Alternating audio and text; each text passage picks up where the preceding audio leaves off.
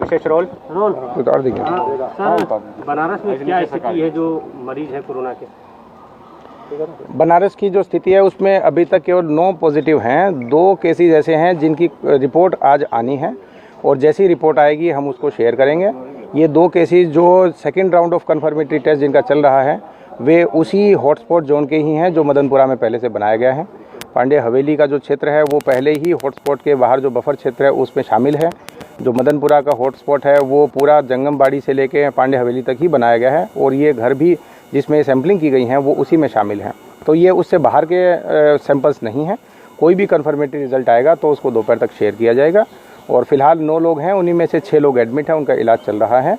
बाकी कई केसेस की सैम्पलिंग करवाई गई थी। जो भी जमात के लोग थे उनको जिनसे भी कॉन्टैक्ट हुआ था उन सब की कॉन्टैक्ट ट्रेसिंग करवाई गई थी।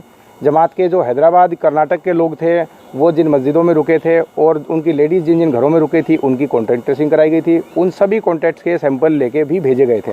कुछ के सैंपल अभी चल भी रहे हैं कलेक्शन में और कुछ के सैंपल्स भेजे भी जा चुके हैं। इसी प्रकार गंगापुर में, लोहता में, बजरडीहा में भी सैंपल्स लिए गए थे, वो भेजे गए थे। तो कॉन्टैक्ट ट्रेसिंग के माध्यम से जितने भी करीब 180 के आसपास सैंपल कलेक्ट हुए थे वो सारे भेजे गए। उनके रिजल्ट आने शुरू हुए हैं और रिजल्ट के माध्यम से जितने भी रिजल्ट आते जाएंगे वो हम शेयर करते जाएंगे।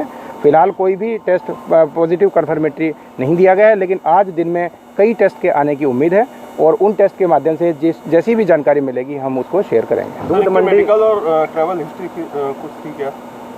हाँ, जो केसेस हैं वो मदनपुरा के जो गए थे वो उन्हीं लोगों के हैं जिनके घर में जमात के लोग रुके थे। जमात की लेडीज़ घरों में रुकती थी और जमात के जो जेंट्स थे वो मस्जिद में रुकते थे। ये वे लोग हैं जो कर्नाटक या हैदराबाद से जमात के साथ लौटे थे और अलग अलग अपना धर्म का प्रचार करते थे। तो उनमें जो मस्जिदों में लौटे थे तो मस्जिद के भी लोगों की सैंपलिंग हुई थी, उनके भी आज रिजल्ट आने हैं। इसी तरह जिनकी लेडीज़ घर में रुकी थी उनके घर के लोगों के भी कुछ रिजल्ट आने हैं, वो हम सारे शेयर करेंगे। और कोई भी पॉजिटिव होगा तो उसका पूरा ट्रीटमेंट हम लोग दीनदयाल उपाध्याय हॉस्पिटल में कराएंगे और उनके परिवार को बताया जाएगा बाकायदा। वो ऑलरेडी होम क्वारंटाइन में, लेकिन और भी एहतियात करने की आवश्यकता होगी तो सारी चीज़ें उनको बताई जाएंगी। दूध मंडी शिफ्ट करने की बात हो रही है। हाँ, तो क्या है इसका डिटेल? जो हमारा गोदोलिया का क्षेत्र है वो मदनपुरा जो हमारा हॉटस्पॉट जोन है, अब उस मदनपुरा हॉटस्पॉट जोन के बाहर भी एक बफर जोन बनाया, एक्सटेंड किया जा रहा है।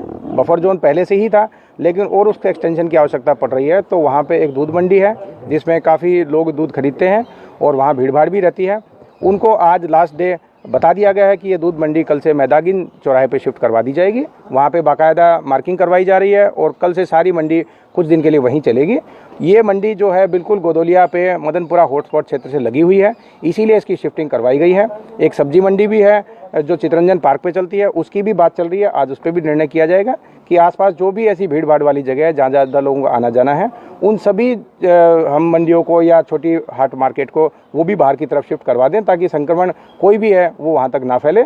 और ऐसे सारे जोन को हम लोग जो सीलिंग वाला एरिया है उसमें कवर कर लें। ये बफर जोन है क्या? बड़ा ये एक हॉटस्पॉट कहलाता है जिसके अंतर्गत उत्तर प्रदेश सरकार ने जो अभी तक डिफाइन किया है, हॉटस्पॉट क्षेत्र वो होता है जिसमें जो पॉजिटिव केस पाया जाता है उसके आसपास की गलियां शामिल करके एक छोटा क्षेत्र बनाया जाता है जिसमें 500,000 के आसपास की आबादी होती है। उस क्षेत्र को हॉटस्पॉट बोला जाता है। इसमें पॉजिटिव मरीज जो होता है उसके घर के आसपास का एरिया होता है। इसके बाहर एक बड़े रेडियस में 1-2 किलोमीटर के रेडियस को बाहर का एक आउटर पेरिफेरी का एरिया भी उसमें शामिल किया जाता है जिसको बफर जोन कहा जाता है। बफर जोन में भी वही रेस्ट्रिक्शन लागू होती हैं जो हमारे हॉटस्पॉट में लागू होती हैं और ये दोनों ही एरिया सीलिंग के अंतर्गत शामिल होते हैं। बफर जोन बनाने का पर्पज़ ये होता है कि हॉटस्पॉट के अंतर्गत भी यदि कोई कोरोना पॉजिटिव पेशेंट बाहर की तरफ घुमा हुआ होगा तो जितनी गलियों में घुमा होगा, जहाँ मार्केट में गया होगा, जिस सड़क पे चला होगा, वो सारी एरिया बफर जोन में शामिल कर लिए जाएँ और उनके लोगों को भी स्ट्रिक्टली हम लोग सील डाउन करवा दें और वो लोग भी घर से बहुत कम बाहर निकलें। इसका मेडिकल यूज़ भी किया जाता है कि सारे लोगों की इसमें स्क्रीनिंग करवाई जाती है। संदिग्ध जितने भी पेशेंट सर्दी जुकाम बुखार वाले उनकी टेस्टिंग करवाई जाती है। तो बफर जोन में मेडिकल टीम एक्स्ट्रा केयर करके सब लोगों की सैंपलिंग स्क्रीनिंग करती है। तो बफर जोन लोगों की एहतियात के लिए बनाया जाता है कि उसमें भी कोई पॉसिबिलिटी हो संक्रमण की तो पहले ही उसको टेक डाउन किया जा सके और उसका पहले ही सैंपल कलेक्ट किया जा सके। ये पांडे हवेली का मैटर भी जो है ये मदनपुरा के ऑलरेडी बफर जोन में शामिल था और उसके अंतर्गत ही इसके सैंपल कलेक्ट भी हुए थे। अब इस बफर जोन को और भी एक्सटेंड किया जा रहा है, उसी के अंतर्गत ये मंडियां भी शिफ्ट करवाई जा रही है। सर, टाइमिंग भी जारी की गई है किस तरह की? लॉकडाउन को और ज़्यादा स्ट्रिक्ट किया जा रहा है। जैसा कि सबको जानकारी भी है कि 20 अप्रैल तक जिन जिलों में अच्छा लॉकडाउन होगा तो हो सकता है कि उसमें कुछ ग्रामीण क्षेत्र में गतिविधियों को छूट मिल जाए उसी के अंतर्गत लॉकडाउन को और सख्त किया जा रहा है। आज से चेकिंग है वो ज़्यादा रिग्रेसली की गई हैं और टाइमिंग जो है दुकानों का वो भी 11 बजे से घटा के 10 बजे किया गया है। कुछ होलसेल की मंडियां हैं उसके ऊपर भी आज दिन में निर्णय लिए जाएंगे। कुछ मंडियां हो सकता है अल्टरनेटिव डे खुलें या कुछ हम लोगों की है उसकी टाइमिंग भी हम लोग चेंज करें। तो कुल मिला के कोशिश ये है कि लोग कम से कम घर से बाहर निकलें और कम से कम टाइम के लिए बाहर एक्सपोज हों, अधिकतर टाइम अपने घर पे ही रहें। सर, ऑनलाइन होम डिलीवरी कर रहे हैं, उनके लिए महत्वपूर्ण दिशा निर्देश क्या है? पूरी तरह वाराणसी में ये बंद है। कुछ दिन के लिए स्विगी को ये कार्य दिया गया था। उत्तर प्रदेश सरकार ने निर्णय लिया था कि जहां भी संभव हो और ये एक्टिविटी संचालित कराई जा सके तो करा ली जाए। 2-3 दिन के लिए होम डिलीवरी में स्विगी के लोग जुड़ गए थे, उन सब को तुरंत ही 2 दिन के बाद डिसकंटिन्यू कर दिया गया था। हमारे जनपद में कोई भी ऑनलाइन फूड की डिलीवरी नहीं हो रही है। कोई चोरी छिपे कर रहा होगा तो उसकी हम कार्रवाई भी करवाएंगे। स्विगी का जो कार्य 1-2 दिन चला था वो भी पर्याप्त रूप से पूरी तरह बंद है। किसी भी रेस्टोरेंट को खोल के ना होम डिलीवरी के लिए और ना वहाँ पे लोगों को बिठा के खिलाने की आज़ादी दी गई है। ये पूरी तरह लॉकडाउन में प्रतिबंधित है। हो सकता है कि कुछ शहरों में ये सर्विस चालू हो, लेकिन वाराणसी में पूरी तरह प्रतिबंधित है और ये आगे भी इसी तरह कंटिन्यू रहेगी। Thank you sir. हम नहीं बोलेगी बात।